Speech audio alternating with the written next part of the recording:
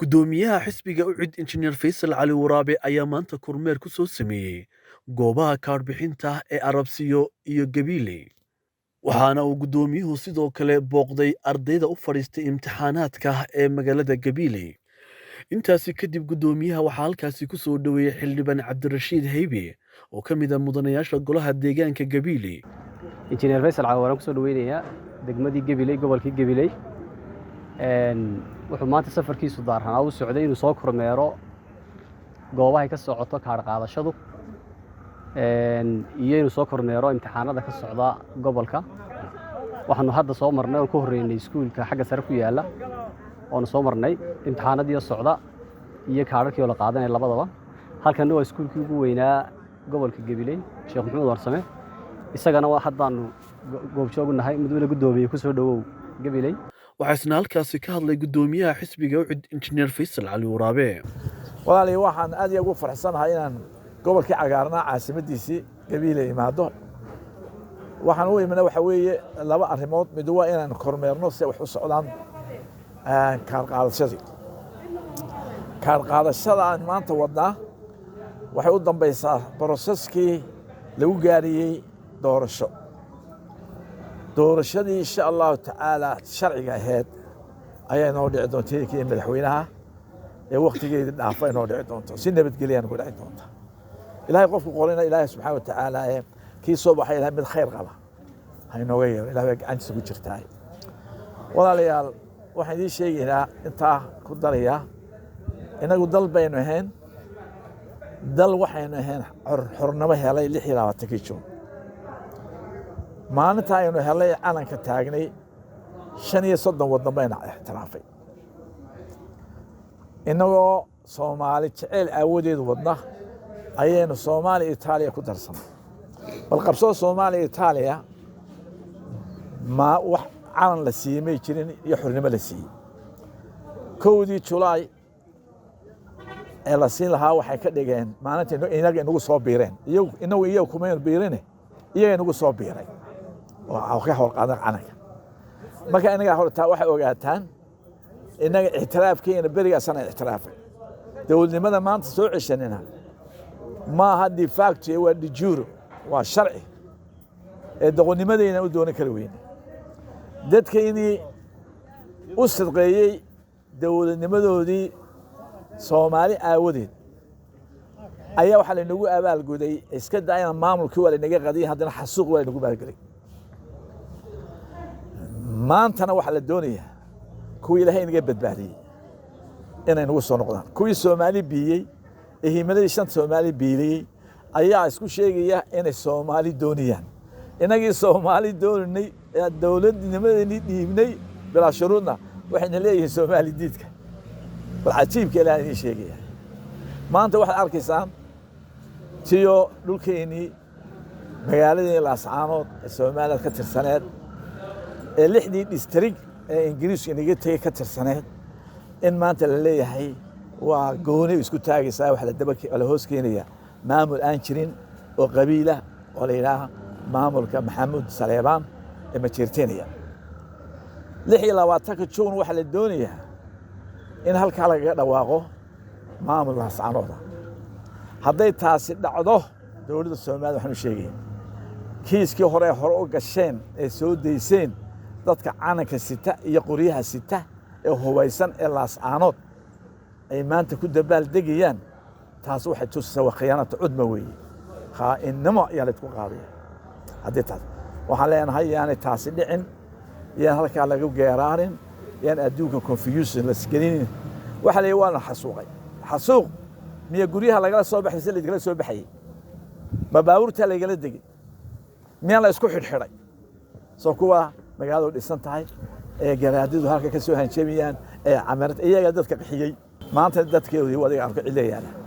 waxa la reer Gabiilo wixii uu geystay dawladda Maxamed Siyaad Bare meelaha ugu xun baahaydeen maalintu halkay eedkii xaruuri markuu dawladda ka hadlayo hadii wuxuu yiri marka Djibouti tagtayna intaas qof baa la dilay oo lagu soo dhaweeyay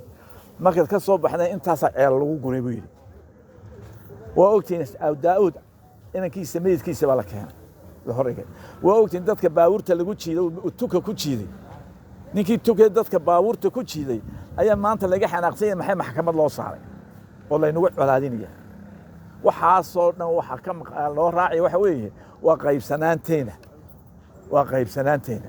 iyo qabiilkeena aan qabiil ku hadlino waxaan leenahay kalaga fogaada qabiil dalkan waa loo soo dhintay baashin hadiyada u bixinay waxay nagu taala qiimo weyn bay nagu taala dad iyo xoolaba sidii aynu u soo cishanay waa in maanta loo difaaca waa laynagu soo duulay nolosha laynoo diidaya xaragada laynoo diidaya nabadda laynoo diidaya ictiraafka laynoo diidaya ka kaca toosan lehna gabiilay ka kaca oog baan kaga soo noqonay way fiican yihiin waa sool gobolkii ceergaabo si fiican baa looga codaynayaa waxaa leeyahay walaalayaal dalku wuxuu u baahan yahay isbeddel buu u baahan yahay midna buu u baahan yahay waxa kala qaybsanaan uma baahna kala qaybsanaan ummadda reer Soomaaliya waa family ka dhahar degan iyo ka degan magaalada loo yacado dad isku wada luqadeenahay isdhalay meel ka soo wada baxay baan nahay madaxda ilaahayna hagaajiyo madax bay naga xumaatay subxaanahu wa ta'ala ilaahay madax wanaagsan siiyo ilaahay kuwa isjeclahay naga yeelo ilaahay kuwa wanaaga isbare xumaanta iska fa boqolkiiba 5 waa dhalinyaro waxa u baahan yahay mustaqbal buu u baahan yahay kala qaybin iyo qabiil loo baahna insha Allah ta'ala waxay noqon doonaa wadan loo soo haajiro dhinaca kale gudoomiyuhu waxa uu booqday goobaha ay dadku isugu yimaadaan waxaana halkaasi ku soo dhaweeyay qaar ka mid ah dadkii ku sugnaa goobtaasi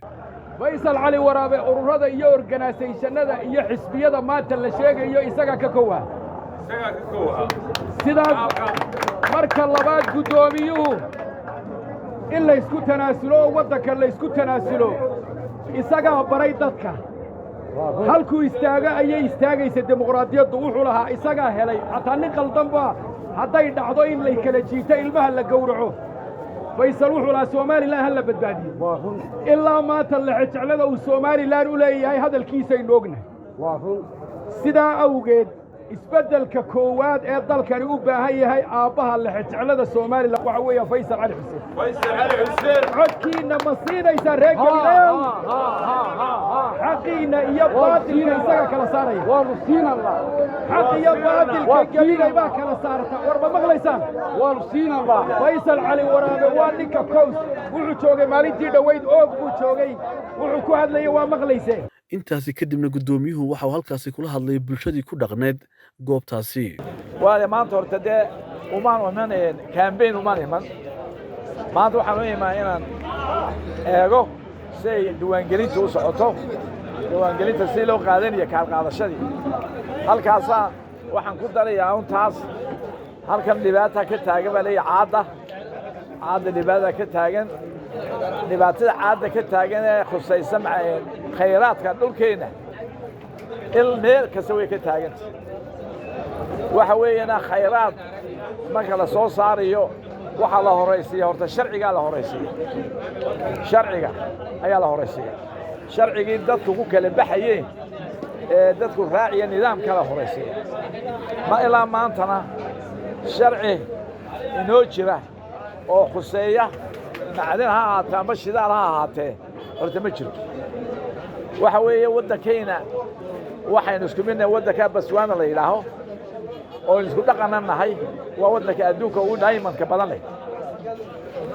seenoo kale yahay qabaa'il seenoo kale salaadin lahaay